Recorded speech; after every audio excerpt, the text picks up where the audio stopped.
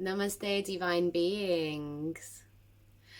I just had a really beautiful session with a client, and she gave me such a perfect example of describing the conditioning around anxiety and depression that we can experience. And I really wanted to share this with you because it was just so powerful.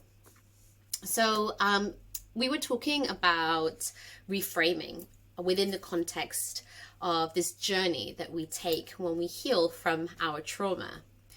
And using anxiety and depression as an example of how we can start off with a sort of a perspective of what anxiety is, what depression is. And as we travel through our healing journey, we can start to gain a finer perception and understanding of this with this refinement process that we're going through. Our perspective is shifting and being more refined. We can bring this into really understanding our anxiety and trauma within this new context.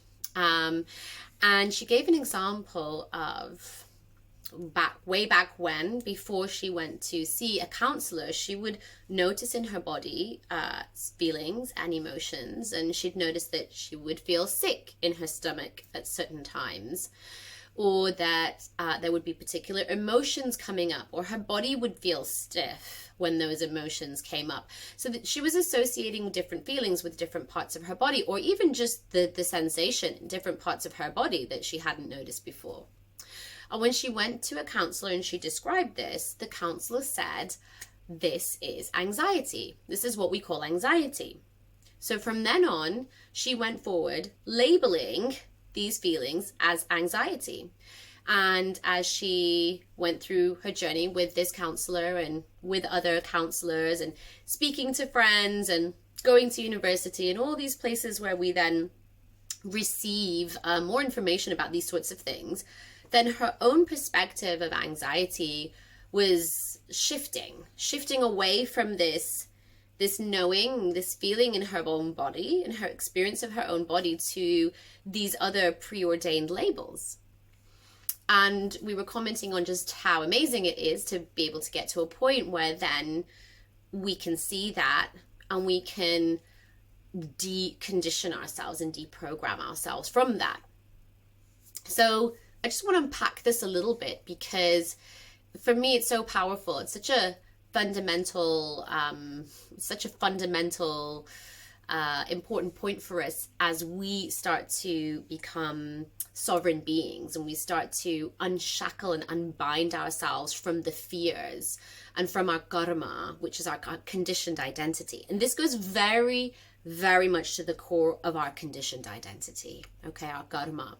Because this conditioned identity is that we are utilizing our own conditioning and the conditioning of others and the way that the system sees things. We're filtering our own perception through those lenses.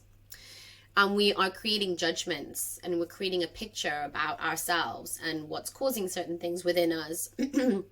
And this is creating this karma, this identity for us based on our past experiences. Now, there's nothing wrong with that per se. It's just that as we start to refine our consciousness and we start to expand our energy, clear the stuck old energy of our trauma, then the way that we perceive things completely starts to shift. And when we come into our self-energy more and more, we're embodying more and more of our self-energy, and we're no longer looking through a dominant lens of fear. We're able to also see and notice parts of us and aspects of those parts of us. We're able to really notice and see that at a different level. And so then our perception changes and shifts. And this is a process that we go through in trauma healing, which, where we start to reframe the conditions we used to subscribe to or attach to, for example, anxiety or depression. We can come into a new place of really framing that. Because to say I am anxious doesn't really fully own what is going on there. Anxiety is lots of different parts of us all kind of surfacing in this sort of generalized feeling. But once we start to unpick what that anxiety is, we can see that there might be different things in there. It might be some sadness, some frustration, some anger, some fear in there. There are lots of things bubbling away that creates this overwhelming feeling of what we ascribe to as anxiety. Same with depression. Similar with depression. Again, it's going to be different for all of us. For me, what might characterize, what might be an overwhelming aspect of my depression could be low motivation, or could be sadness, or could be a shutdown, response of the system. So it's different for everyone. And again, as we start to unravel that, we unpack that, because we're in a more stable and safe place through the healing work, through the energy work, or whatever it is that we're doing. We're creating that safer environment. We can start to notice what's there, acknowledge and give space to all of those parts of us. That is then doing us wonders on the journey towards trauma healing, or transmuting the burdens of that trauma.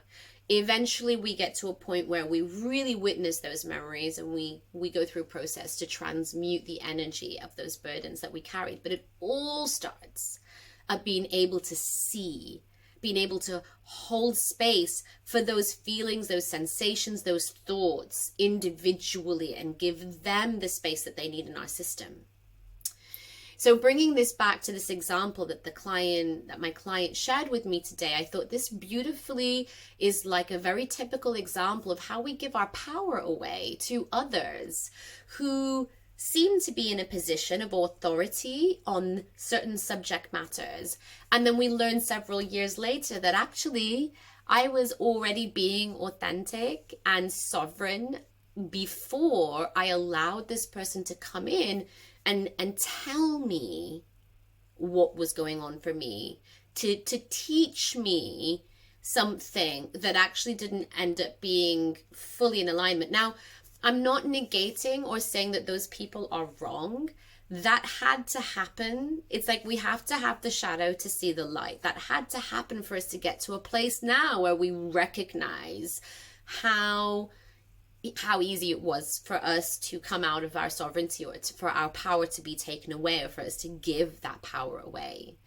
And this is now helping us to be more firmly anchored in our sense of sovereignty, in our sense of self, and know that what it is that we need to do to protect ourselves, and from a place of love, not from a place of fear.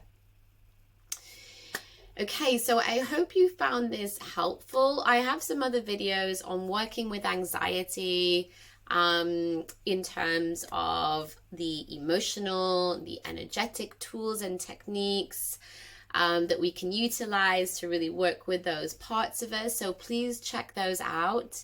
If you enjoyed this video, you found it useful, please leave a comment. Please let me know how this resonated with you or touched you, or if you have had a similar experience before of others telling you, putting labels on something that you're experiencing when you felt intuitively what was happening.